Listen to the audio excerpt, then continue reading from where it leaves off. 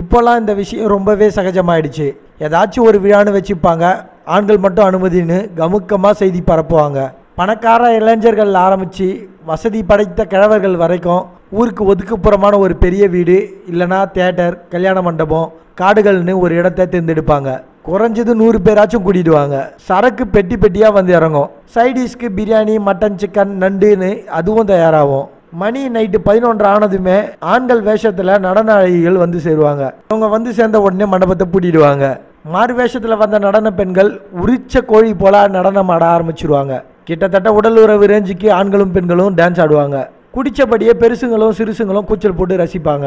போதையோடைய உச்சத்தில் நடன பெண்கள் கிட்ட பாலியல் அத்துமீறல்களும் நடக்கும். இந்த ஆபாச கூத்துக்கள் விடிகாலம் 4 மணி வரைக்கும் நடக்கும். இந்த எல்லா கேடுகெட்ட சமாச்சாரமும் போலீஸ்க்கும் தெரியும்னு சொல்கிறாங்க. இதுக்கு தனியாக அவங்கள கவனிச்சிடுறாங்க அப்படின்ற பேச்சும் உண்டு.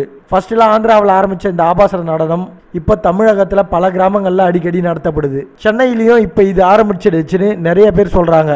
போலீஸ் தன்னுடைய இரும்பு கரத்தை கொண்டு இது மாதிரியான செயல்களை தடுக்கணுன்றது நம்மளுடைய எதிர்பார்ப்பாக இருக்குது. போலீஸ் என்ன பண்ணணும்னு பொறுத்து இருந்து தான் பார்க்கணும். மேலும் இது போன்ற செய்திகளை உடனுக்குடன் தெரிந்து கொள்ள எங்களுடைய சேனலை மறக்காமல் சப்ஸ்கிரைப் பண்ணுங்கள். நன்றி.